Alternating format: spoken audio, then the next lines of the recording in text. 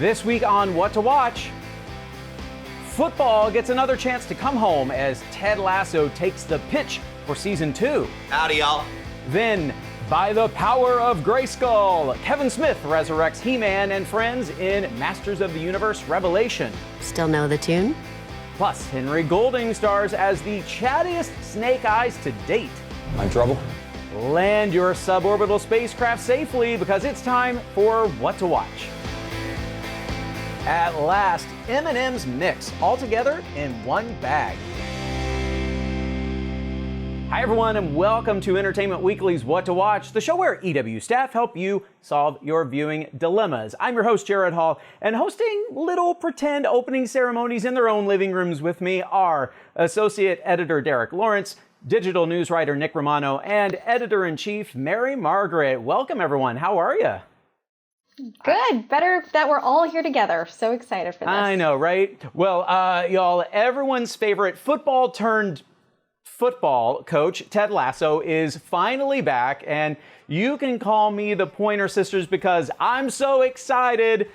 Sorry, just trying to channel my inner Ted there. Moving on, we last tuned into the Jason Sudeikis-led Apple TV Plus series when AFC Richmond suffered a devastating loss, and Ted was given a second chance to get the team back in the Premier League. So, Derek, where do we find our AFC Richmond family when the show picks back up? Well, AFC Richmond, because of that devastating loss, they've been relegated down. But unsurprisingly for this show, everyone's feeling pretty up, despite that fact, I would say. Yeah. A lot of the dynamics are kind of still at play where we left them. You know, Roy and Keeley are together and kind of really thriving for the most part. You know, Ted and Rebecca have that great dynamic that they do. But yeah, it's just, it's more of the same, really. When season 1 came out last year, you know, critics and viewers agreed that this show was exactly what we needed in that moment. And, you know, if you need extra proof, see the show's 20 Emmy nominations.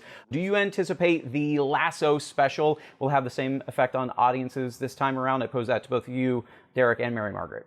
Like you said, it came out at the perfect time. You know, people just needed to feel good. Like, we were already kind of jaded enough, like dealing with the scary unknown. And then all of a sudden, it just became the phenomenon that it is. And I think that'll just keep rolling. I mean, the weekly release, I think, will help it too, because it's like, we haven't really had a water cooler show in a while, it feels like. And it's weird. Comedies usually aren't that, right? Like, there's usually not much to dissect, but I think Ted Lasso will kind of be an exception to that rule. Even though it's a comedy, there's so many dramatic elements to it. You go through these arcs with these characters, and I think that that's one of the things that makes season 2 just as special is they're still underdogs. Ted is still going through this evolution, and he's just so compelling to watch. And then I think one thing I've loved about season 2 is the one-liners are even faster than they were in season 1. And kind of touching on what you say there, Mary Margaret, last season we saw, you know, Ted, he was privately dealing with divorce and experiencing a panic attack. This season we're introduced to a sports psychologist, Dr. Sharon Fieldstone, who's played by Sarah Niles. Let's elaborate a bit more and talk about how the season continues to explore mental health and the introduction of her character, how she figures in. Yeah, no, I think it's been interesting in the way that, again, as you know, Derek mentioned, like in the world we were dealing with stuff. And so to see people dealing with it in a different way, like Ted going through his divorce, and then some of the players this season, and this like multilingualist therapist juggernaut, you know, comes in guns blazing and really takes everyone's breath away, especially Ted, who is like, who is this woman that all of a sudden is fixing things that Ted can't? That makes him feel like he doesn't know where his place is. It just adds a layer of complexity to everyone. Derek, this show, the ensemble cast, is, I think, one of the strongest we have seen in a really long time on TV. But this season in particular, maybe it's Sarah Niles, maybe it's someone else, but is there anyone who really stands out to you in season 2? I feel like every character gets some great character work this year. There's characters that, for me, didn't actually work as well as I think for others in season 1 that I'm now like all in on. Like, I knew you were supposed to like kind of not like Jamie, but I like really didn't like that character. And then like what they've done with him so far in season 2, I'm all in for. And the same was with Roy. He might be my favorite part of season 2 so far. I think maybe the one that gets the biggest leap in terms of screen time and like us getting to know him better is Sam. who is like kind of a character we dealt with a little bit in season 1, but like they really give him a lot to do. And there's like one specific plot that they've set up with him that I'm just like waiting to see the payoff for, that's going to really be very interesting. All right, guys, we need to take a quick break. But when we get back, we're talking about the revelatory sequel fans have waited an eternia for. But first, today's fan moment is brought to you by M&M's Mix. We polled Ted Lasso fans to see which member of the Diamond Dogs they'd want on their personal team. Derek, which one of these lovable weirdos would you trust the most for advice? You know what? Like, Coach Beard, he's always drops those little gems. So yeah, I'll go Coach Beard. Now I'm going to go back to what Derek said about Higgins. Like, he might be that, mystery force who everyone forgets about. Nick, who would you go to? They say that the person who talks the most in the room knows the least. So I would say Coach Beard. Perfect choice. All right, stay tuned. We'll be right back.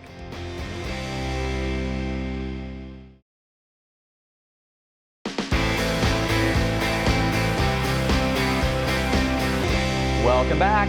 I have the power to remind everyone that Masters of the Universe Revelation is finally out on Netflix this week. And as a childhood fan, I still have all of the action figures, movies, all of that good stuff. I got to say, this is a thrilling moment for me, this segment. So let me tell you how excited we are. The series is set to be split into 2 parts and serves as a direct sequel to 1983's He-Man and the Masters of the Universe. It was also created, produced, and co-written by Kevin Smith. Yep, that Kevin Smith. Nick, it's been almost, 40 years since the original series aired, and this one picks up where the unresolved plots of the original left us. So, was the wait totally worth it, holding out for these heroes? I'm glad to hear that you're a Masters of the Universe fan, because I'm coming from a different perspective. I'm sort of a new convert. And I mean, I watched the original cartoon for sure, but, put a gun to my head to ask me what happened in the finale. Who knows? I couldn't say. A sorceress, Prince Adam, things happened. Those things, but right. What I will say is, it's so hard to talk about the show, too, because the most interesting thing that happens within like the first 10, 15 minutes of the first episode, changes the entire concept of what you think this show is going to be for the better. But I can't talk about that. So, but I will say, when I spoke to Kevin Smith, he did toy with naming this Masters of the Universe Annihilation or Masters of the Universe Extinction. So take that for what it's worth.